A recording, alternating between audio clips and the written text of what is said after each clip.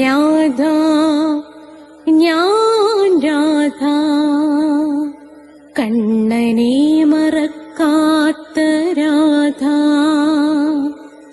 രാധ ഞാൻ രാധ കണ്ണനെ മറക്കാത്ത രാധ. വൃന്ദാവനം നീ മറന്നോ, മധുരയെ നീ മറന്നോ. വൃന്ദാവനം നീ മറന്നോ, മധുരയെ നീ മറന്നോ. രാധയെ നീ മറന്നോ, കണ്ണാ പൈക്കളെ നീ മറന്നോ. രാധയെ നീ മറന്നോ, കണ്ണാ പൈക്കളെ നീ മറന്നോ. രാധ രാധ രാധ രാധ മറന്നിട്ടും മറക്കാത്ത രാധ. മറന്നിട്ടും മറക്കാത്ത രാധ. രാധേ രാധേ രാധേ രാധേ മറന്നിട്ടും മറക്കാത്ത രാധ. മറന്നിട്ടും മറക്കാത്ത രാധ.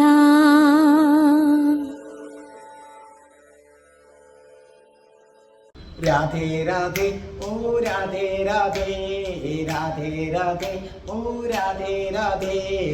രാധേ രാധേ എന്ന ചാനലിൻ്റെ സൗന്ദര്യ ലഹരിയുടെ ക്ലാസ് രണ്ടാമത്തെ എപ്പിസോഡിലേക്ക് എല്ലാ പ്രേക്ഷകർക്കും സ്വാഗതം. നിങ്ങൾ എൻ്റെ ചാനൽ സബ്സ്ക്രൈബ് ചെയ്താൽ എല്ലാ തിങ്കളാഴ്ചയും 12 മണിക്ക് നാരായണീയത്തിൻ്റെ ക്ലാസ് കിട്ടും.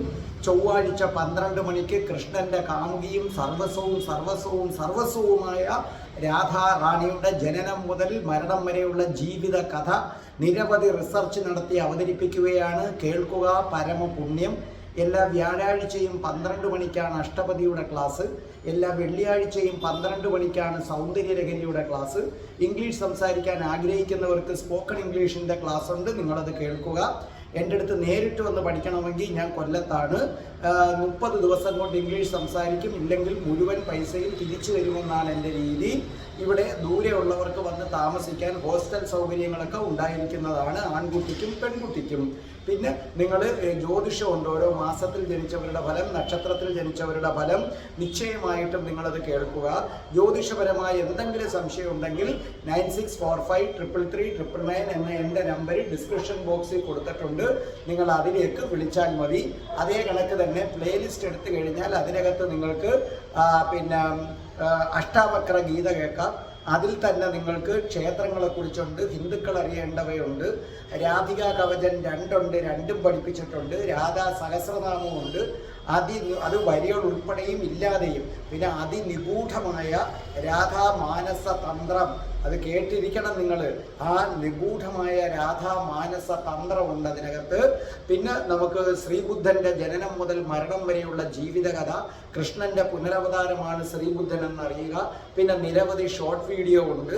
അതുപോലെ തന്നെ എല്ലാ ദിവസവും നിങ്ങൾക്ക് രാവിലെ 5 മണിയാകുമ്പോൾ ഗുഡ് മോർണിംഗ് മെസ്സേജ് കിട്ടുന്നതാണ്.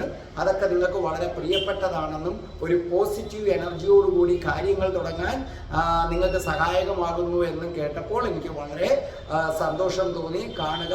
അപ്പോൾ നമുക്ക് പ്രാർത്ഥിച്ചിട്ട് തുടങ്ങാം. ഓം മഹാഗണപതേ നമ. ഓം ശ്രീ രാധാകൃഷ്ണായ നമ. ഓം രാധായൈ സ്വാഹ. രാധേ രാധേ ഓ രാധേ രാധേ രാധേ രാധേ ഓ രാധേ രാധേ രാധേ രാധേ ഓ രാധേ രാധേ രാധേ രാധേ ഓ രാധേ രാധേ രാധേ രാധേ ഓ രാധേ രാധേ രാധേ രാധേ ഓ രാധേ രാധേ. बरसाने वाली राधा रानी की जय. എൻ്റെ മാതാവ് രാധാറാണിക്ക് ജയ്. എനിക്ക് സർവൈശ്വര്യങ്ങളും വാരിക്കോരി തരുന്ന എൻ്റെ പൊന്ന് രാധാറാണി അമ്മക്ക് ജയ്. എനിക്ക് രോഗങ്ങൾ വരാതെ കാത്തുരക്ഷിക്കുന്ന രാധാറാണി അമ്മക്ക് ജയ്. എന്നെ സർവ്വ പാപങ്ങളിൽ നിന്നും മോചിപ്പിച്ചു തരുന്ന രാധാറാണി അമ്മക്ക് ജയ്. ഇന്നത്തെ ദിവസം നമ്മുടെ സൗന്ദര്യ ലഹരി പാടിത്തരുന്നത് നമ്മുടെ പ്രിയങ്കരനായി മാറിക്കഴിഞ്ഞ ആ ഗൾഫിലുള്ള, എനിക്ക് തോന്നുന്നു ദുബായ്, ആ ഗൾഫിലുള്ള ശ്രീ സുനിലാണ്.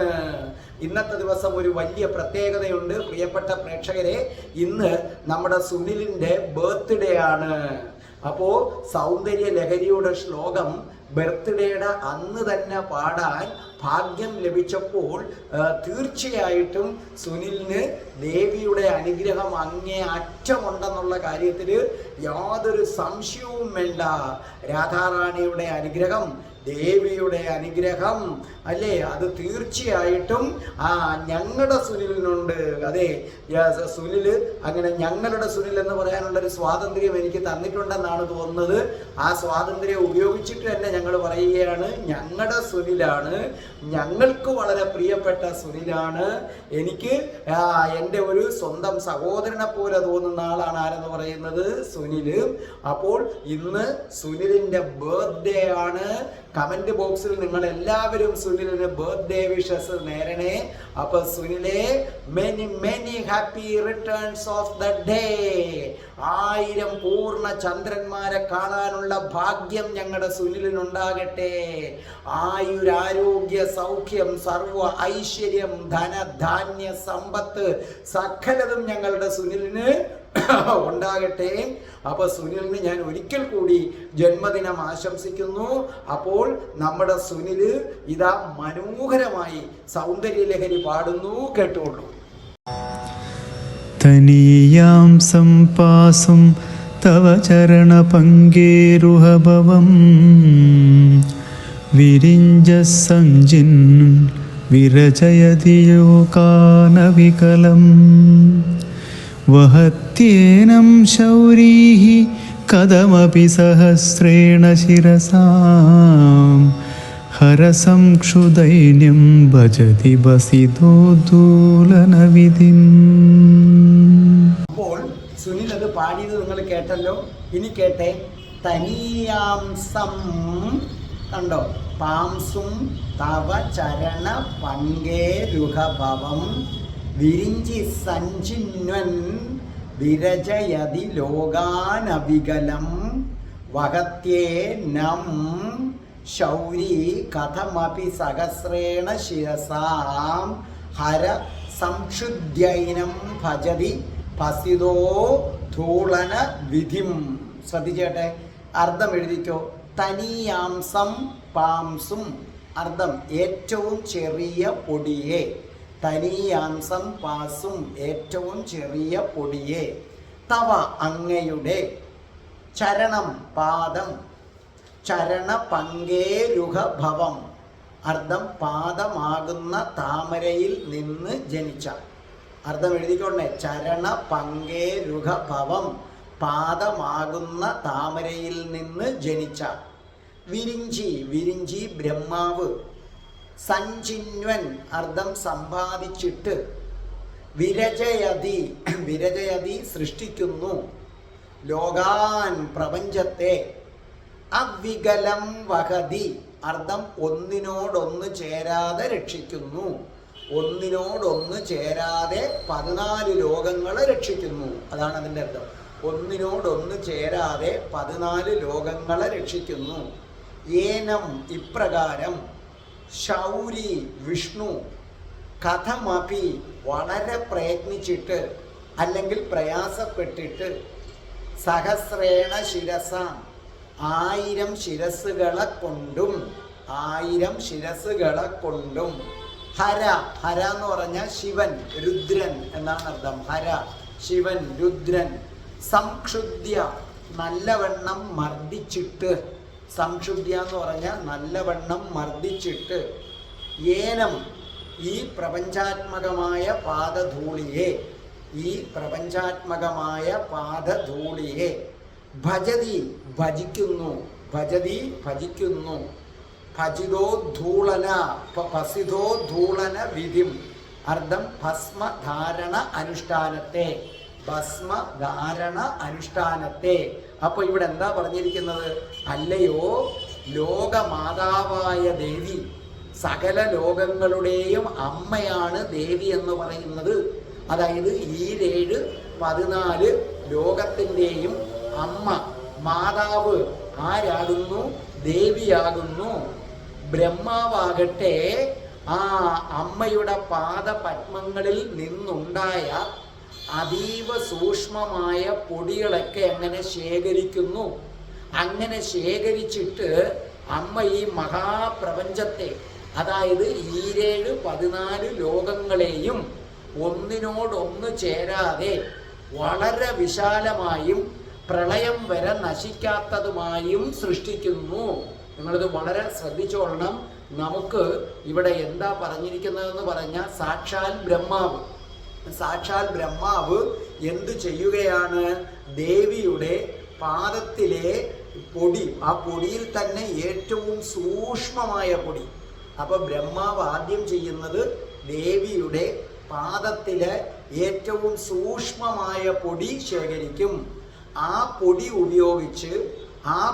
ഉപയോഗിച്ചിട്ട് ബ്രഹ്മാവ് എന്ത് ചെയ്യുന്നു? 14 ലോകങ്ങളെ സൃഷ്ടിക്കുന്നു. അതിനകത്തൊന്നാണ് നമ്മുടെ ഭൂമി. അങ്ങനെ ദേവിയുടെ പാദത്തിലെ കുഞ്ഞു പൊടി, ആ കുഞ്ഞു പൊടി മർദ്ദിച്ചപ്പോഴാണ് 14 ലോകമുണ്ടായത് എന്ന് പറഞ്ഞ ദേവിയുടെ ശക്തി എത്രമാത്രം ഉണ്ടെന്ന് നമുക്ക് ഊഹിക്കാം. അപ്പൊ ഈ ലോകം മുഴുവൻ, അതായത് ശ്രീകൃഷ്ണൻ തൻ്റെ വായിൽ കണ്ട 14 ലോകങ്ങൾ, ആ ലോകങ്ങൾ സൃഷ്ടിക്കാൻ ദേവിയുടെ പാദത്തിൽ പറ്റിച്ചേർന്ന പൊടികളിൽ ഏറ്റവും ചെറിയ പൊടി മതി. ആ പൊടി കൊണ്ട് ഈ ലോകത്തെ ബ്രഹ്മാവ് സൃഷ്ടിച്ചു.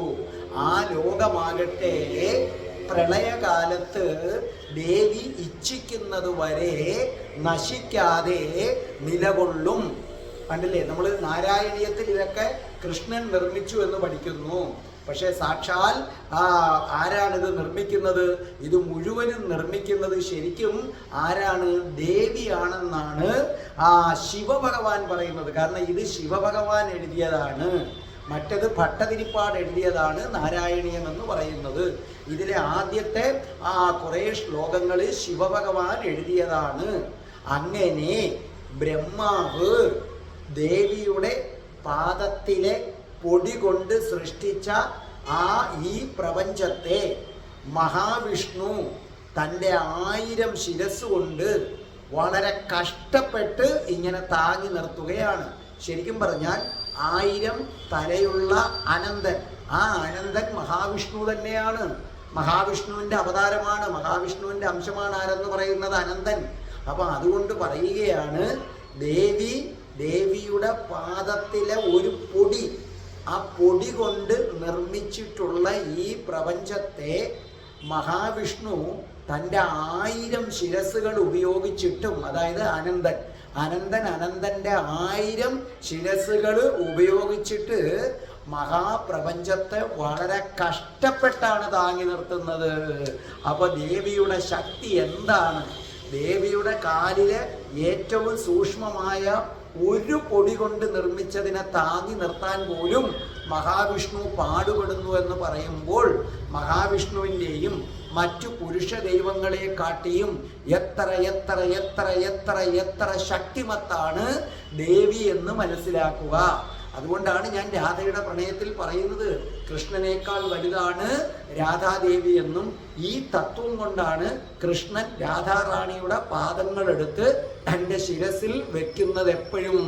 എപ്പോഴും കൃഷ്ണൻ രാധാറാണിക്ക് പൂർണ്ണമായും കീഴടങ്ങുകയാണ്. കാരണം ദേവിയുടെ പാദത്തിൻ്റെ ഒരു പൊടി, ആ പൊടിയുടെ ബലം വഹിക്കാൻ പോലും ഈ സാക്ഷാൽ ബ്രഹ്മ വിഷ്ണു മഹേശ്വരന്മാര് പാടുപെടുകയാണ്.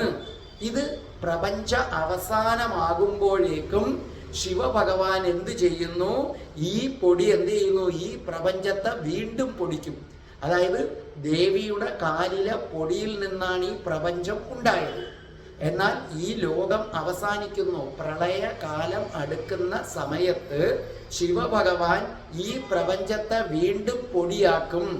ആ പൊടിയെയാണ് നമ്മൾ ഭസ്മം എന്ന് പറയുന്നത്. എന്നിട്ട് ആ ഭസ്മം എടുത്ത് ശിവഭഗവാൻ തൻ്റെ നെറ്റിയിൽ പൂശുന്നു. അപ്പൊ നല്ലതുപോലെ മനസ്സിലായില്ലേ? അതായത് ശരിക്കും പറഞ്ഞാൽ ദേവിയുടെ പാദത്തിലെ പൊടിയെടുത്ത് ഈ പ്രപഞ്ചം സൃഷ്ടിക്കുന്നു. എന്നിട്ടോ പ്രളയകാലമാകുമ്പോൾ ദേവി തന്നെ രണ്ടായി പിരിയുന്നു. അങ്ങനെ ദേവിയുടെ ഒരു പുരുഷഭാവമാണ് ശിവൻ എന്ന് പറയുന്നത്. ആ ദേവിയുടെ പുരുഷഭാവത്തിനെ ഇത് ചെയ്യാൻ പറ്റൂ.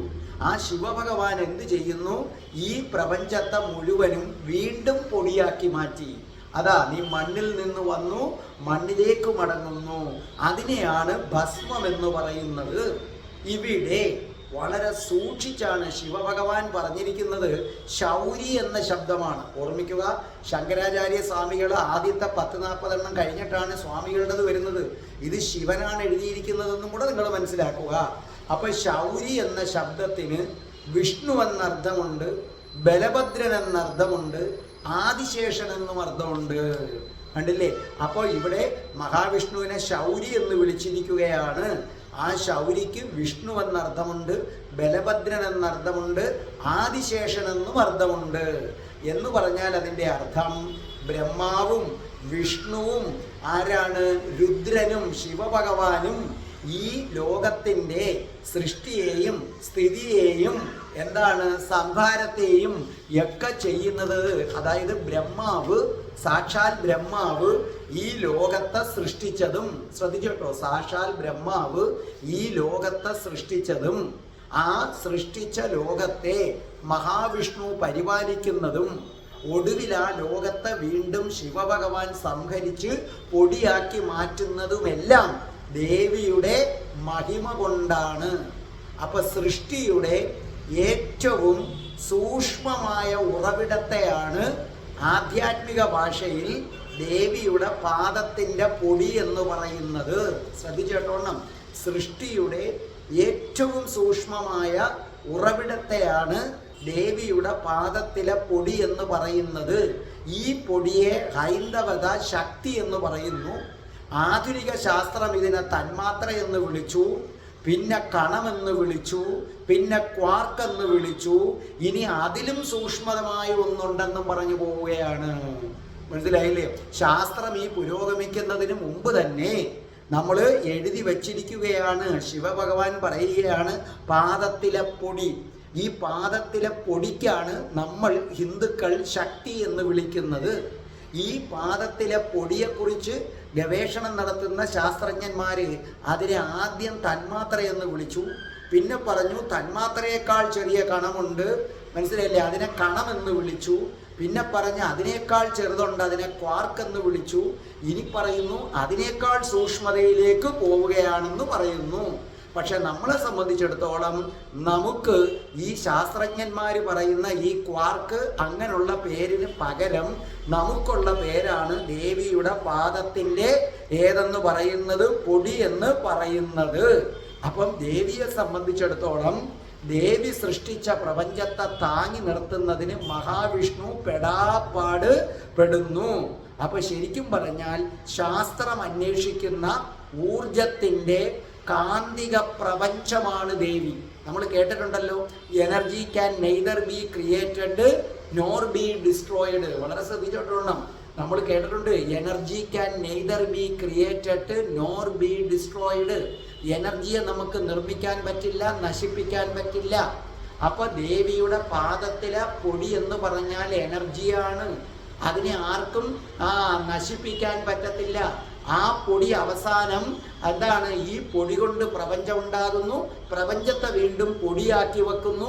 ആ പൊടിയെ ഇല്ലാതാക്കാൻ പറ്റില്ല എന്ന് പറഞ്ഞാൽ ദേവി അജയ്യയാണ്. ദേവിയെ ഇല്ലാതാക്കാൻ ആർക്കും സാധ്യമല്ല. ഇത് വ്യക്തമാക്കുന്നതിന് വേണ്ടിയാണ് ദേവന്മാരും അസുരന്മാരും ഒക്കെയുള്ള യുദ്ധത്തിൽ ചില ദേവന്മാരെ ആർക്ക് പുരുഷ ദൈവങ്ങൾക്ക് കീഴടക്കാൻ പറ്റത്തില്ല. അങ്ങനെ വരുമ്പം ദേവി തന്നെ നേരിട്ട് വരേണ്ടി വരുന്നു. കാരണം ദേവി ആർക്കും കൊല്ലാൻ പറ്റത്തില്ല. ഇപ്പം നരകാസുരനെ വധിക്കുന്നതിന് കൃഷ്ണന് സാധ്യമല്ല. പുരുഷന് സാധ്യമല്ല ചിലരെ വധിക്കാൻ. അവിടെയാണ് ദേവി വരുന്നത്. അങ്ങനെ മറ്റൊരസുരനെ വധിക്കാനാണ് കാളീഭാവം പാർവതീ ദേവി കൈക്കൊള്ളുന്നത്. എന്താണ് ഇതിന്റെ സിദ്ധാന്തം? അതിന്റെ ശാസ്ത്രവശം നമുക്കെടുക്കാം അല്ലെ. നരകാസുരനെ വധിക്കാൻ കൃഷ്ണന് പറ്റത്തില്ല. സത്യഭാമ കൂടെ പോവുകയാണ്. സ്ത്രീക്ക് കൊല്ലാൻ പറ്റൂ. ചില അസുരന്മാർ വരുമ്പോൾ നമ്മൾ പറഞ്ഞിട്ടുണ്ട് ഇല്ലേ, അവരെ വധിക്കാൻ പുരുഷന്മാർക്ക് ആർക്കും സാധ്യമല്ല. അതിന് നമ്മളൊരു കഥ എഴുതി വെക്കും, ഒരു വരം കിട്ടി, നിനക്ക് പുരുഷന്മാരാൽ കൊല്ലപ്പെടാൻ പറ്റില്ല. അതൊരു കഥാരൂപത്തിൽ പറയുന്നതാണ്. കാരണം എല്ലാവരെയും വധിക്കാൻ പുരുഷന് കഴിയില്ല. അതാർക്ക് മാത്രമേ കഴിയൂ? ആ സ്ത്രീക്ക് മാത്രമേ കഴിയൂ. കാരണം ദേവിയെ ആർക്കും ഇല്ലാതാക്കാൻ പറ്റില്ല. ദേവി എന്ന് പറഞ്ഞാൽ ആരാകുന്നു? ഊർജത്തിൻ്റെ ഏറ്റവും ചെറിയ കണികയാകുന്നു. ഊർജത്തിൻ്റെ ഏറ്റവും ചെറിയ കണികയ്ക്ക് വിളിക്കുന്ന പേരാണ് ദേവി. Energy can neither be created nor be destroyed. എനർജിയെ, ഊർജത്തെ ആർക്കും പുതിയതായി നിർമ്മിക്കാൻ കഴിയില്ല. ഉള്ള ഊർജത്തെ ഇല്ലാതാക്കാനും കഴിയില്ല. അപ്പോൾ ഈ ഊർജത്തെ ആർക്കും ഒന്നും ഇല്ലാതാക്കാൻ പറ്റത്തില്ല എന്ന സിദ്ധാന്തമാണ് ഒരു കഥാരൂപത്തിൽ നമ്മൾ എഴുതി വച്ചിരിക്കുന്നത്. ദേവിയെ വധിക്കാൻ ആർക്കും സാധ്യമല്ല. അതുകൊണ്ട് നരകാസുരനെ കൊല്ലാനായിട്ട് ആര് പോവുകയാണ്? സത്യഭാമ എന്ന ദേവി പോവുകയാണ്. ഈ ദേവിക്ക് പല പല പേര് കൊടുക്കുന്നതേ ഉള്ളൂ. ഇനി നിങ്ങൾ ഒരു കാര്യവും കൂടെ മനസ്സിലാക്കുക. പരാശക്തി. പരാശക്തി എന്ന് പറയുന്നത് സൃഷ്ടി നടത്തേണ്ടയൊക്കെ അവസരമാകുമ്പോഴേക്കും എന്തു ചെയ്യുന്നു? പരാശക്തി രണ്ടായി പിരിയും. ഈ പ്രപഞ്ചം സംഹരിക്കേണ്ട സമയം വരുമ്പോഴുമൊക്കെ പരാശക്തി രണ്ടായി പിരിയും. ഒരു ഭാഗം ശിവനെന്നും മറുഭാഗം ശക്തി എന്നും, അങ്ങനെ രണ്ട് ദേവതകളായി പിരിയും. ശ്രദ്ധിച്ചു കേട്ടോണം. പ്രപഞ്ചം സംഹരിക്കേണ്ടി വരുമ്പോഴും ഈ പ്രപഞ്ചം സൃഷ്ടിക്കേണ്ടി വരുമ്പോഴുമൊക്കെ ദേവി എന്താ ചെയ്യുന്നത്? രണ്ടായി പിരിയുകയാണ്. അവർ ദേവി രണ്ട് ദേവതകളായി മാറിയ, ഒന്ന് സ്ത്രീ, ഒന്ന് ഏതാണ്? പുരുഷൻ. അതിന് പുരുഷന്റെ ആ എനർജിയെ ശിവനെന്നും സ്ത്രീ എന്ന എനർജിയെ ശക്തി എന്നും വിളിക്കുന്നു. ഇത് തന്നെയാണ് ആധുനിക ശാസ്ത്രവും പറയുന്നത്. അവരതിനെ വിളിക്കുന്ന പേര് പാർട്ടിക്കിൾസ് എന്നും ആന്റി പാർട്ടിക്കിൾസ് എന്നുമാണ് ശാസ്ത്രം വിളിക്കുന്നത്. വളരെ സൂക്ഷിച്ച് കേട്ടോളേ. സംഹരിക്കേണ്ട സമയമാകുമ്പോൾ ദേവി, അതായത് ആദി പരാശക്തി, ആ ദേവി അല്ലെങ്കിൽ ആദി പരാശക്തി രണ്ടായി പിരിയുന്നു. ഒരെണ്ണത്തെ ശിവനെന്നും മറ്റൊരെണ്ണത്തെ ശക്തി എന്നും വിളിക്കുന്നു. അതായത് ഒരു ഭാഗത്തിൻ്റെ വിപരീതമാണ് അടുത്തത്. ഒന്ന് പുരുഷ ഊർജം, അതിൻ്റെ നേരെ വിപരീതം സ്ത്രീ ഊർജം. അതാണ് പാർട്ടിക്കിൾസ് എന്ന. പിന്നെ അടുത്ത എന്താണ്? Anti particles. കണ്ട, നേരെ വിപരീതം. അതാണ് ആ പാർട്ടിക്കിൾസിനെയാണ് എന്ത് പേര് വിളിക്കുന്നത്? ഞങ്ങൾ ആധ്യാത്മികത ഇഷ്ടപ്പെടുന്നവർ, ഹിന്ദുക്കൾ ദേവി എന്ന് വിളിക്കുന്നത്. ഞങ്ങൾ ദേവി എന്ന് വിളിക്കുന്നു. ശാസ്ത്രം അതിനെ അംഗീകരിച്ചുകൊണ്ട് പാർട്ടിക്കിൾസ് എന്ന് വിളിക്കുന്നു. ഞങ്ങൾ പറയുന്നു ദേവി സ്ത്രീ, അതിൻ്റെ വിപരീത ഊർജമാണ് അപ്പുറം വരുന്നത് ശിവൻ. സയൻസ് പറയുന്നു പാർട്ടിക്കിൾസ്, അതിൻ്റെ വിപരീത കണം വരുന്നു ആൻറ്റി പാർട്ടിക്കിൾസ്. അപ്പോൾ ഈ പാർട്ടിക്കിൾസ് ആണ് നമ്മുടെ ദേവി. ഇനി നമ്മൾ കാണുന്ന ഈ ലോകം മാത്രമല്ല, നമ്മുടെ അറിവിനും അപ്പുറമുള്ള നിരവധി ലോകങ്ങളുണ്ട്. ഇതെല്ലാം ദേവിയുടെ പാദത്തിലെ ഒരു പൊടി കൊണ്ട് സൃഷ്ടിച്ചതാണെന്നറിയുക. അപ്പം നമ്മുടെ അറിവിനപ്പുറം നിരവധി ലോകമുണ്ട്. ആ ലോകത്തിന് നമ്മൾ ഓരോ പേര് കൊടുത്തിട്ടുണ്ട്. കൈലാസമെന്നും വൈകുണ്ഠമെന്നും ഗോലോകമെന്നും. അതായത് ഹിന്ദുക്കളെ സംബന്ധിച്ചിടത്തോളം ഹിന്ദുക്കൾ 14 ലോകങ്ങളുണ്ടെന്ന് വിശ്വസിക്കുന്നു. നമ്മൾ കാണുന്ന ഭൂലോകവും നമ്മൾ കാണാത്ത മറ്റു 13 ലോകങ്ങളും. അതിപ്പോൾ ശാസ്ത്രവും അംഗീകരിക്കുന്നു അല്ലേ? ഇപ്പം ശാസ്ത്രവും അംഗീകരിക്കുന്നു. 2 ദിവസം മുമ്പ് ഞാൻ വായിച്ചതാണ്. മുൻ അമേരിക്കൻ പ്രസിഡന്റ് ഒബാമ തന്നെ പറയുന്നു അന്യഗ്രഹ ജീവികളുണ്ട്, ചിലത് ശ്രദ്ധയിൽപ്പെട്ടിട്ടുണ്ട്. എന്നിട്ട് അടുത്ത ദിവസം ആദ്യം തറപ്പിച്ചു പറഞ്ഞു അന്യഗ്രഹവും ഉണ്ട്, ജീവിയും ഉണ്ട്. അടുത്ത ദിവസം ചെറിയൊരു തിരുത്തു കൊടുത്തു. അങ്ങനെ ഉണ്ടെന്ന് വിശ്വസിക്കുന്നു. ശാസ്ത്രജ്ഞന്മാർ ഉറപ്പിക്കുന്നു അന്യഗ്രഹങ്ങളുണ്ട്. അല്ല, ഉറപ്പിച്ചല്ലോ. നമ്മുടെ കണ്ണുകൊണ്ട് കാണാൻ പറ്റാത്ത ചൊവ്വാഗ്രഹമില്ലേ? അപ്പം നമ്മൾ അവിടെ പോകുന്നില്ലേ? കുറച്ച് ദിവസം നമ്മൾ താമസിക്കുന്നില്ലേ? അപ്പോൾ ഈ 14 ലോകവും ദേവിയാണ് നിർമ്മിച്ചത്. ഇനി സയൻസ് പറയുന്ന കാന്തിക പ്രപഞ്ചമാണ് നമ്മുടെ മഹാദേവി. അപ്പൊ ഈ മഹാദേവി തന്നെയാണ് സയൻസ് പറയുന്ന കാന്തിക പ്രപഞ്ചം. അപ്പൊ ഞങ്ങൾ ഹിന്ദുക്കൾ ദേവി എന്ന് വിളിക്കും, രാധാദേവി എന്ന് വിളിക്കും, മനസ്സിലായില്ലേ? പക്ഷെ നിങ്ങൾ സയൻസിനെ വിശ്വസിക്കുന്നവർ അതിനെ കാന്തിക പ്രപഞ്ചം എന്ന് വിളിക്കും. ഈ പ്രപഞ്ചത്തിൽ അപാരമായ ഊർജമുണ്ടെന്നുള്ള കാര്യത്തിൽ ആർക്ക് സംശയമില്ലല്ലോ. അത് സയൻസ് അംഗീകരിച്ചൊരു കാര്യമാണല്ലോ. പ്രപഞ്ചത്തിൽ അപാരമായ ഊർജമുണ്ട്. ഈ ഊർജത്തിൽ നിന്നാണ് സൃഷ്ടി നടന്നതെന്ന് സയൻസ് സമ്മതിക്കുന്നുണ്ട്. മനസ്സിലായില്ലേ? ഈ അപാരമായ ഊർജത്തിൽ നിന്ന് പ്രപഞ്ചം എന്ന സൃഷ്ടി ഉണ്ടായെന്നും അതിനെ പരിപാലിക്കുന്നതും ഇതേ ഊർജം തന്നെയാണെന്നും ഒടുവിൽ അതിനെ ഇല്ലാതാക്കുന്നതും ഇതേ ഊർജം തന്നെയാണെന്നും ആര് സമ്മതിക്കുന്നു? സയൻസ് സമ്മതിക്കുന്നു. അതിനകത്ത് ആർക്കും തർക്കമില്ലല്ലോ. ഈ പ്രപഞ്ചം ഉണ്ടായത് ഒരു വൻ ഊർജത്തിൽ നിന്നാണെന്നും ഉണ്ടായ പ്രപഞ്ചത്തെ താങ്ങി നിർത്തുന്നു. നിങ്ങൾ ആലോചിച്ചു നോക്കെ, ആകാശത്ത് നിൽക്കുന്ന നക്ഷത്രങ്ങൾ അടർന്ന് താഴെ വീഴാതെ കാത്തു സൂക്ഷിക്കുന്നത് ആരാ? സയൻസ് പറയും ഒരു എനർജി. നമ്മൾ ഈശ്വര വിശ്വാസികൾ പറയും ദൈവമാണെന്ന് പറയും. സൂര്യൻ, നമ്മൾ നടന്നു പോകുമ്പോൾ സൂര്യൻ അടർന്ന് നമ്മളെ മണ്ടയിൽ വന്ന് വീഴുന്ന ആലോചിച്ചു നോക്കെ. ചന്ദ്രൻ അടർന്ന് നമ്മളെ പെടലിക്കിരിക്കുന്നതെന്ന് ആലോചിച്ചു നോക്കെ. അപ്പൊ ഈ സൂര്യനും ചന്ദ്രനും അടർന്ന് നമ്മളെ പെടലിക്ക് വീഴാതെ അതിനെ അവിടെ താങ്ങി നിർത്തുന്നത് ആരാണെന്ന് ചോദിച്ചാൽ ഈശ്വര വിശ്വാസികൾ പറയും അത് ഞങ്ങളുടെ ഈശ്വരനാണെന്ന് പറയും. സയൻസ് എന്താ പറയുന്നത്? അത് താങ്ങി വീഴാതെ കാത്തു നിർത്തുന്നത് ആരാണ്? ഊർജമാണ്. അപ്പൊ സയൻസ് പറയുന്നു സൃഷ്ടി നടത്തുന്നതും ആ ഊർജം, അതിനെ പരിപാലിക്കുന്നതും ഊർജം, ഒടുവിൽ സംരക്ഷിക്കുന്നതും ഊർജം. ഇത് മൂന്നും വ്യത്യസ്ത ഊർജമാണ് എന്ന് പറഞ്ഞാൽ ഒരേ ഊർജത്തിന്റെ വ്യത്യസ്ത അളവ്. ഇപ്പൊ സൃഷ്ടി നടത്താൻ നിങ്ങൾക്കിപ്പോൾ ഒരു മനസ്സിലാകാൻ വേണ്ടി 500 കിലോ ഊർജം മനസ്സിലാകാനാണ്. അങ്ങനെയാണെങ്കിൽ സ്ഥിതി ചെയ്യാൻ അതിനെ പരിപാലിക്കാൻ വേണ്ടി ചിലപ്പോൾ 700 കിലോ ഊർജം, സംഭരിക്കാൻ വേണ്ടി എത്രയാണ്? 1000 കിലോ ഊർജം. അങ്ങനെയാണെന്ന് നിങ്ങളങ്ങ് വെച്ചോളൂ, ഒരു സങ്കല്പം. മനസ്സിലായോ? അപ്പോൾ എനർജി തന്നെ കുറേ എനർജി, ഇപ്പം 500 കിലോ എനർജി അത് പ്രയോഗിക്കുമ്പോൾ സൃഷ്ടി നടത്തുന്നു, 1000 കിലോ അതിനെ സംരക്ഷിക്കുന്നു, 1500 കിലോ സംഹരിക്കുന്നു എന്ന് നിങ്ങൾക്ക് മനസ്സിലാകാൻ വേണ്ടി ഞാൻ പറയുന്നു. അപ്പോൾ ഒരേ ഊർജം തന്നെ സൃഷ്ടി നടത്തുന്ന അളവും അതിനെ പരിപാലിക്കുന്ന അളവും സംഹരിക്കുന്ന അളവും തമ്മിൽ വ്യത്യാസമുണ്ട്. അപ്പോൾ ഇത് മനസ്സിലാക്കാൻ വേണ്ടി, ലളിതമായി മനസ്സിലാക്കാൻ വേണ്ടി നമ്മൾ ഹിന്ദുക്കൾ പറഞ്ഞു കൊടുത്തു, ആ സൃഷ്ടി നടത്തുന്ന ഊർജത്തെ ബ്രഹ്മാവെന്ന് വിളിക്കുന്നു, അതിനെ സംരക്ഷിക്കുന്ന ഊർജത്തെ വിഷ്ണു എന്ന് വിളിക്കുന്നു, ഒടുവിൽ അതിനെ സംഹരിക്കുന്ന ഊർജത്തെ ശിവൻ എന്ന് വിളിക്കുന്നു. മനസ്സിലായ? ഈ സൃഷ്ടി നടത്തുന്ന ഊർജവും പരിപാലിക്കുന്ന ഊർജവും സംഹരിക്കുന്ന ഊർജവും ഇതെല്ലാം കൂടിച്ചേർന്നുള്ള ഊർജത്തെ വിളിക്കുന്ന പേരാണ് ദേവി എന്ന് പറയുന്നത്. അപ്പൊ ശ്രദ്ധിച്ചു കേൾക്കുക. അപ്പൊ നമ്മളെല്ലാം ചെയ്യുന്നത് എന്താണ്? ഈ പ്രപഞ്ചം സൃഷ്ടിക്കപ്പെട്ടു. ആ സൃഷ്ടിക്കപ്പെട്ടത് ഒരു വലിയ ഊർജത്തിൽ നിന്നാണ്. ആ ഊർജത്തിന്റെ ഉറവിടം തേടിയുള്ള യാത്രയ്ക്ക് നമ്മൾ ആത്മീയത എന്ന് പറയുന്നു. സയൻസ് അതിനെ സയന്റിഫിക് എന്ന് പറയുന്നു. മനസ്സിലായില്ലേ? നമ്മൾ ആത്മീയത എന്ന് പറയുന്നു, സയൻസ് അതിനെ സയന്റിഫിക് എന്ന് പറയുന്നു. അപ്പോൾ വളരെ ചുരുക്കി പറഞ്ഞാൽ സയൻസ് പറയുന്നു ഒരു വലിയ ഊർജത്തിൽ നിന്ന് പ്രപഞ്ചമുണ്ടായി. ആ ഊർജത്തിൻ്റെ ഒരു ഭാഗം പ്രപഞ്ച സൃഷ്ടി നടത്തി, ഒരു ഭാഗം ഈ പ്രപഞ്ചത്തിലെ സൂര്യനൊക്കെ അടർന്ന് താഴെ വീഴാതെ പരിപാലിക്കുന്നു, ഒടുവിൽ ഒരു ഭാഗം ഇതിനെ സംരക്ഷിക്കുന്നു. അപ്പം ഈ സൃഷ്ടി നടത്തിയ ഊർജത്തെ ഞങ്ങൾ ബ്രഹ്മാവെന്ന് വിളിച്ചു. നടന്നു പോകുമ്പം സൂര്യൻ വന്ന് പെടലിക്കിരിക്കാതെ താങ്ങി നിർത്തുന്ന ഊർജത്തെ ഞങ്ങൾ മഹാവിഷ്ണു എന്ന് വിളിച്ചു. ഒടുവിൽ ഇതിനെ സംഹരിക്കുന്ന ഊർജത്തെ ഞങ്ങൾ ശിവൻ എന്ന് വിളിച്ചു. പക്ഷേ ഈ ഊർജം, ഈ 3 ഊർജവും വന്നൊരു സ്രോതസ്സുണ്ട്. ആ സ്രോതസ്സിനെയാണ് ഞങ്ങൾ ദേവി എന്ന് വിളിക്കുന്നത്. അതിനെയാണ് ഞങ്ങളിട്ട പേര് പോലും ശാസ്ത്രജ്ഞ ആദി പരാശക്തി എന്ന്. ആദിയിലുണ്ടായ അപാരമായ ശക്തി. ശക്തി എന്ന് പറഞ്ഞാൽ ഊർജം. ഊർജമില്ലെങ്കിൽ നമ്മുടെ ശക്തി പോയില്ലേ?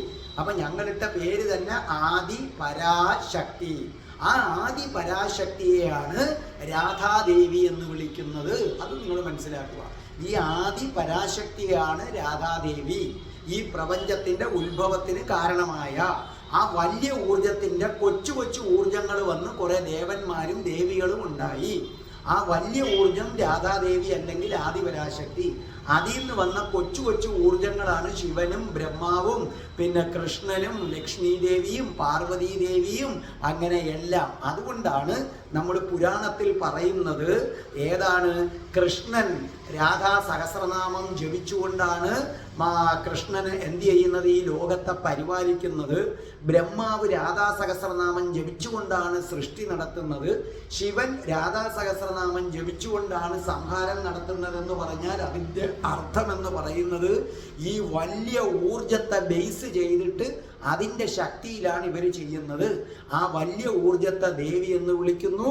നമ്മുടെ പുരാണം സൂക്ഷ്മമായി പരിശോധിച്ചാൽ, ബ്രഹ്മവൈവർത്ത പുരാണവും ഒക്കെ എടുത്ത് പരിശോധിച്ചാൽ ആ ഊർജത്തിൻ്റെ പേരാണ് രാധാദേവി എന്ന് പറയുന്നത്.